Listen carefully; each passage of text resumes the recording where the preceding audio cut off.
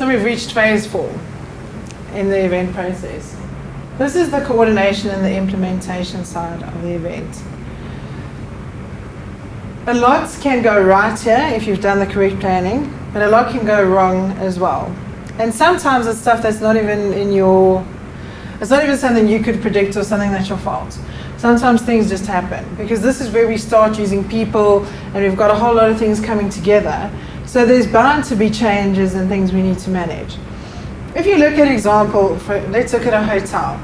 They have a restaurant, they have waiters, they have staff, they've got welcoming staff, they've got beautiful rooms. Everything is there every day. That business runs, it's already in a cycle, it's already got the staff, it's happening. Look at a restaurant. They serve food, they've got a kitchen, they've got tables, they've got waiters, they've got managers, they've got a routine, they've got a cycle they follow. So now you come and you organize, let's say, a carnival.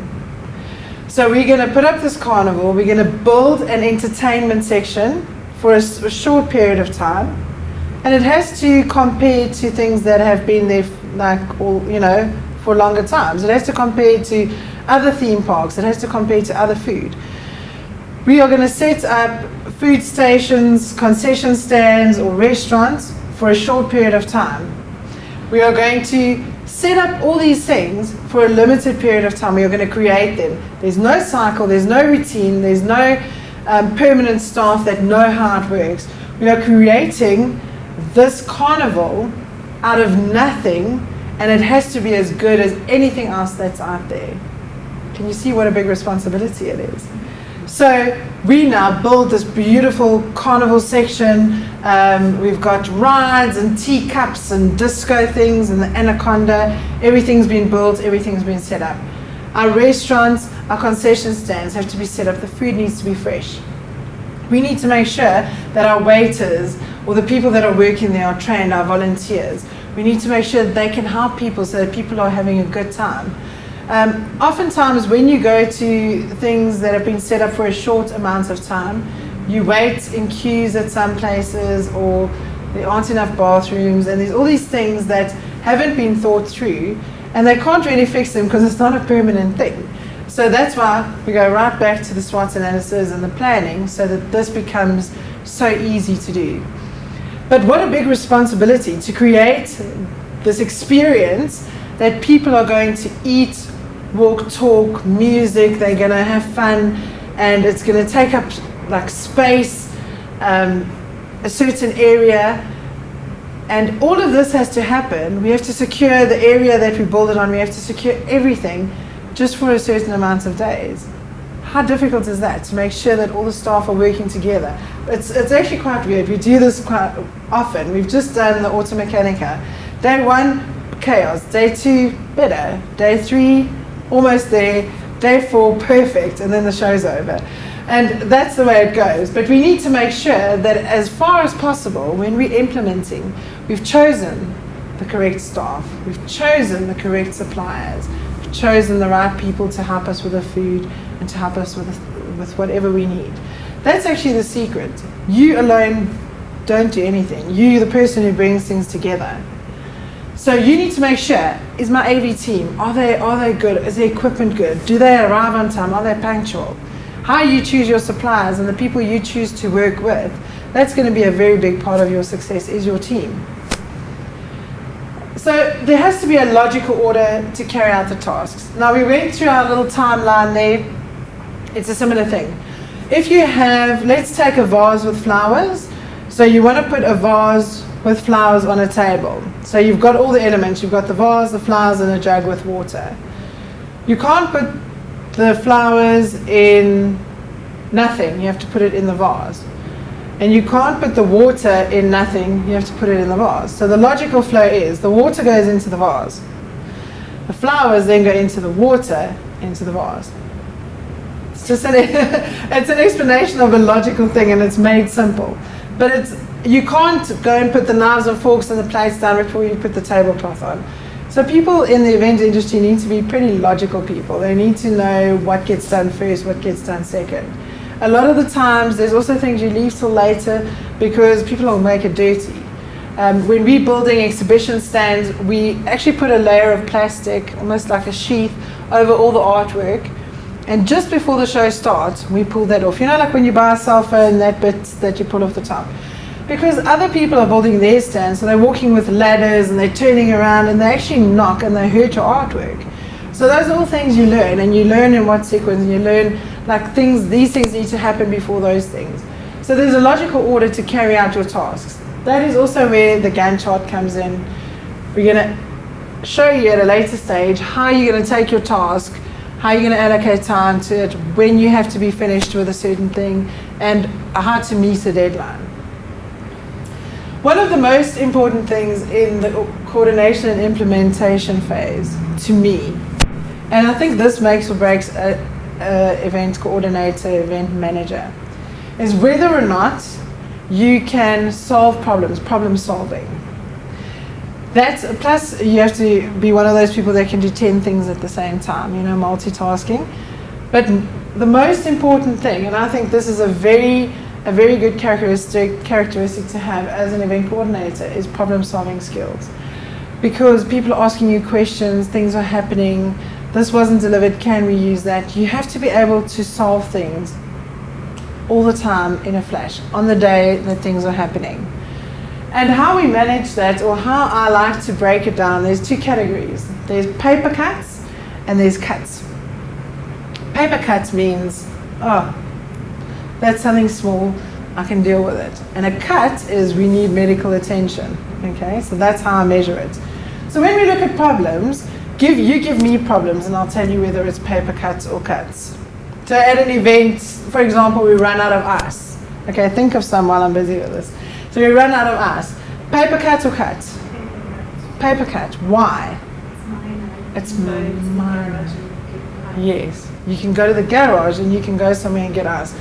If you're not going to solve the problem, if you're not going to go to the garage, then it's going to become a cut, because people are going to be like, I don't have like whiskey on the rocks, I've just got whiskey. So you have to fix the problem, but it's a minor problem to fix. It's easy. We send someone, or we go ourselves, we go to the closest petrol station and we buy all the ice they have for our event. We can manage that. Okay, give me another problem. If they deliver the wrong linen for the table. Okay, what is that, do you guys think? It is a paper. If they deliver it at 5 minutes to guests arriving, it's a cut. Because how do we fix that? We can make it work. Okay, but ma'am, let's say you and the client decided on blue.